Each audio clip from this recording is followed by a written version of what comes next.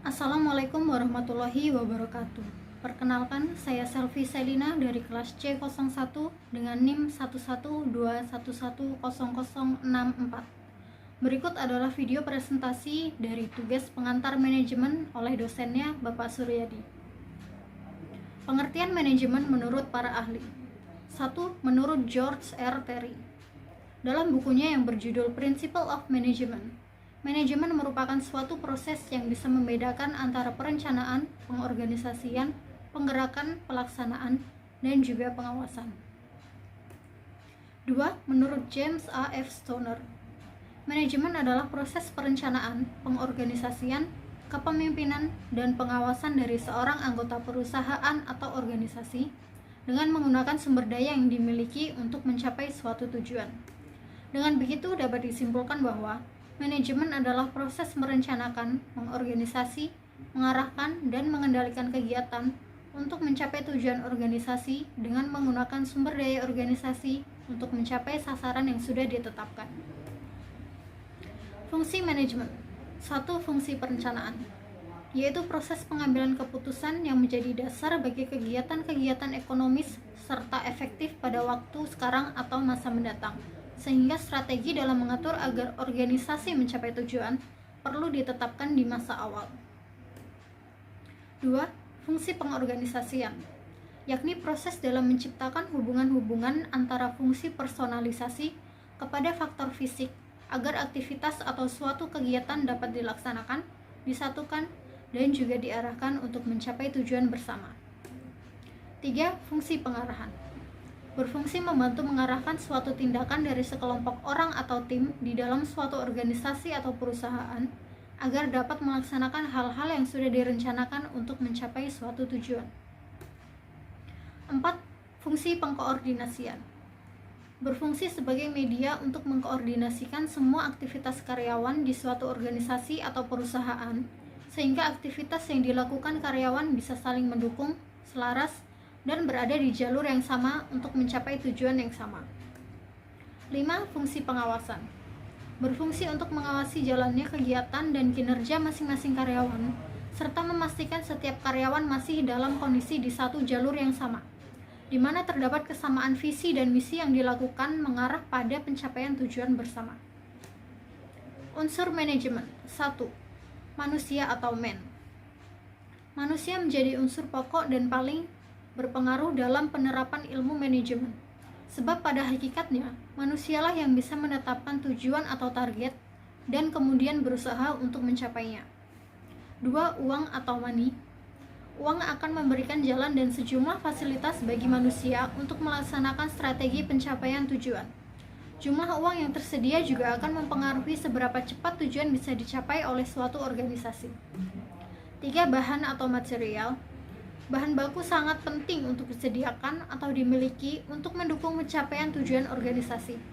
Semakin terjamin jumlah dan kualitasnya, maka semakin terjamin pula kualitas produk dan jasa yang disediakan. 4. Mesin, yaitu semua jenis alat atau mesin yang digunakan manusia untuk memudahkan suatu pekerjaan. Perusahaan kemudian menyediakan alat-alat dan mesin khusus untuk memfasilitasi proses produksi atau suatu pekerjaan tertentu. 4. Metode. Metode merupakan suatu teknik atau strategi yang perlu ditempuh untuk membantu mengkoordinasikan semua sumber daya di dalam suatu organisasi. Penggunaan metode yang tepat akan membantu mencapai tujuan yang tepat. 6. Pasar atau market. Pasar menjadi tempat di mana barang dan jasa yang disediakan oleh perusahaan melalui proses yang panjang mendapatkan pembeli. Pasar yang jelas dan dalam kondisi yang sehat akan memastikan semua yang diproduksi laku terjual. Pengertian manajer menurut ahli 1. Kimball dan Kimball 1951 merupakan seseorang yang terdiri dari keseluruhan fungsi serta tugas yang meliputi sebuah sistem penyusunan perusahaan, pembiayaan, penyediaan, seluruh peralatan di sebuah perusahaan atau organisasi.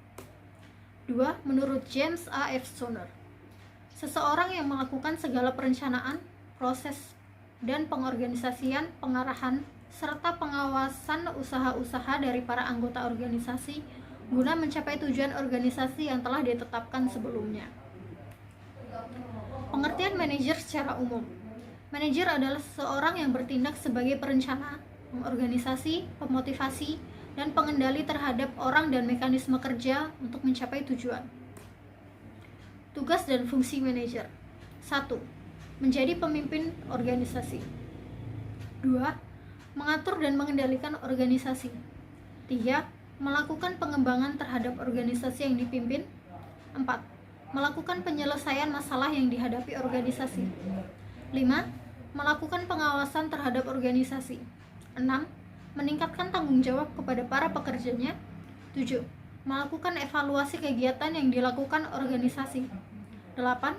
Melakukan pengembangan dan menggali sumber daya yang ada di organisasi. Keterampilan manajer. 1. Keterampilan konseptual, yaitu pembuatan konsep, ide, serta gagasan demi kemajuan organisasi atau perusahaan. 2. Keterampilan komunikasi, yaitu seorang manajer harus mampu berkomunikasi terhadap bawahan yang dipimpinnya. 3. Keterampilan teknis, yaitu melaksanakan suatu pekerjaan tertentu seperti memakai program komputer, memperbaiki mesin, akuntansi, dan lain sebagainya. Tingkatan manajer. 1. Manajer lini pertama, yaitu manajemen tingkat terbawah yang tugasnya memimpin dan mengawasi karyawan non-manajerial yang ikut terlibat dalam proses produksi, seperti supervisor, manajer shift, manajer kantor, ataupun manajer departemen. 2. Manajer tingkat menengah, yaitu bertugas sebagai penghubung antara manajer lini pertama dan manajer puncak. Jabatan dalam manajer tingkat menengah yaitu kepala bagian, kepala proyek, atau manajer pabrik. 3. Manajer puncak, yaitu bertugas dalam perencanaan kegiatan dan strategi perusahaan secara umum dan melakukan pengarahan terhadap jalannya perusahaan. Jabatan dalam manajer puncak yaitu CEO, CIO, dan CFO. Peran manajer. 1. Peran figur. Manajer merupakan simbol dari perusahaan. 2. Peran pemimpin. Seorang manajer harus mampu memimpin, membimbing, serta memotivasi perusahaan. 3. Peran penghubung. Seorang pemimpin adalah penghubung antara anggota dan sumber daya manusia, antar anggota dan pihak luar. 4. Pemonitor. Manajer harus menjalankan peran dalam hal mencari, menerima berbagai informasi pengembangan pemahaman industri. 5. Juru bicara. Manajer harus bisa menjadi juru bicara dalam penyebaran informasi baik kepada pihak dalam maupun luar perusahaan. Sekian, terima kasih. Wassalamualaikum warahmatullahi wabarakatuh.